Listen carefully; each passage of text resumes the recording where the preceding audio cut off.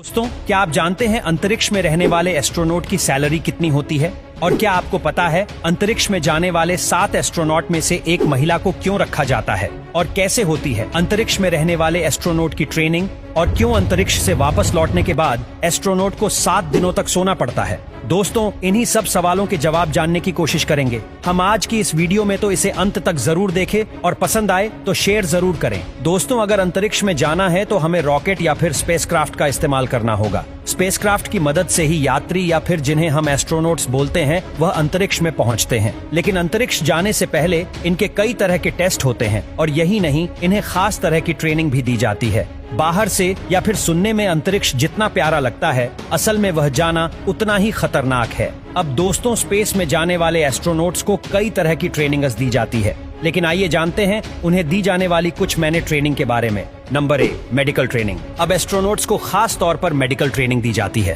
पहले तो उनका मेंटल और फिजिकल हेल्थ चेकअप किया जाता है कि कहीं अंतरिक्ष में उन्हें डर तो नहीं लगेगा और वो पूरी तरह से फिट हैं या नहीं। इन्हें कई तरह के मनोवैज्ञानिक और साइकेट्रिक से गुजारा जाता है, और ऐसे में जो एस्ट्रोनॉट्स और अंतरिक्ष यात्रा के लिए फिट नहीं होते उन्हें इससे बाहर कर दिया जाता है। इसके अलावा स्पेस में जाने के बाद भी ये तमाम एस्ट्रोनॉट्स धरती पर बैठे साइकोलॉजी से कनेक्ट करते हैं ताकि वहाँ जो स्ट्रेसफुल एटमॉस्फेयर है उसमें वो एडजस्ट कर सके।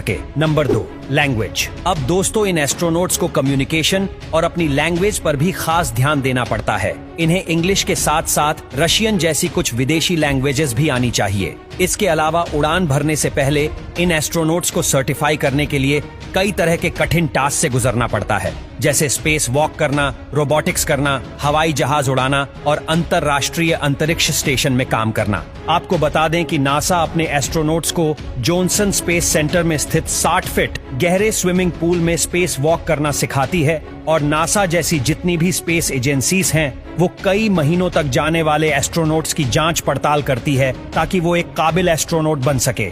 नासा अपने एस्ट्रोनॉट्स के कौशल का परीक्षण करने के लिए उन्हें अलग अलग वातावरण में ट्रेनिंग देती है, जैसे किसी बड़े पानी के पुल या फिर गर्म रेगिस्तान में। अब आइए बात करते हैं एस्ट्रोनॉट्स के खाने पीने की। देखिए, पहले जब टेक्नोलॉजी इतनी एडवांस नहीं थी तो उस समय एस्ट्रोनॉट्स बेबी फूड या फिर सॉफ्ट फूड लेकर जाते, लेकिन अभी टेक्नोलॉजी के एडवांस होने के बाद, यानी कि स्पेस में जाने वाले एस्ट्रोनॉट्स के लिए खास तरह से फ्रीज करके खाने की चीजें बनाई जाती हैं जिनमें पानी नहीं होता और उन्हें फल की तरह खाया जा सकता है। दोस्तों, नासा के लोग बताते हैं कि एस्ट्रोनॉट्स दिन भर में 3 बार खाना खाते हैं, ब्रेकफास्ट, लंच और डिनर, जिसमें भरपूर मात्रा में विटामिन और मिनरल्स शामिल होते हैं। साथ ही प्रत्येक एस्ट्रोनॉट्स कैलोरी इंटेक का भी ध्यान रखा जाता है। ISS यानी कि इंटरनेशनल स्पेस स्टेशन पर एस्ट्रोनॉट्स के लिए फल या dry fruits, peanut butter, chicken, beef, seafood, candy और ब्राउनी जैसी सभी चीजें उपलब्ध होती हैं। ड्रिंक्स में कॉफी, चाय, ऑरेंज जूस, लेमनेड और फूड पंच भी अवेलेबल होता है। अब दोस्तों, चलिए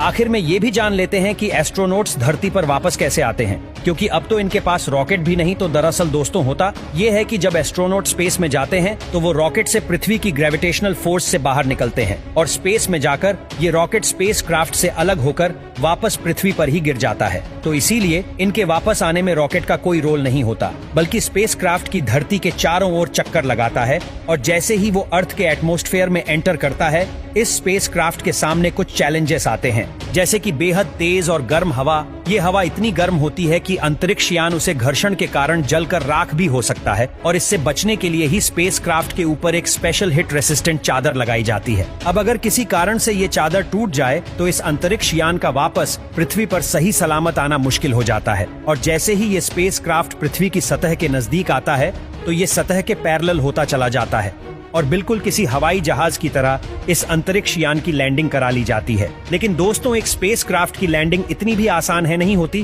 क्योंकि लैंडिंग के वक्त इसमें स्पेस क्राफ्ट की स्पीड बहुत ही ज्यादा होती है, और इसी वजह से लैंडिंग के बाद इसमें पीछे की तरफ से एक पैराशूट खोल दिया जाता है। अब ज्यादातर स्पेस क्राफ्ट की लैंडिंग तो रनवे पर ही कराई जाती है, लेकिन कुछ ऐसे भी अंतरिक्ष यान रहे हैं जिनकी लैंडिंग समुद्र में कराई जाती है, जैसे मरकरी, जेमिनी, अपोलो आदि। तो दोस्तों, ये थी कहानी स्पेस में जाने, वहां रहने और फिर वापस आने की। अब जैसे जद्दोजहद से यस ओनर नॉट से गुजरते हैं, आपका इस पर क्या सोचना है?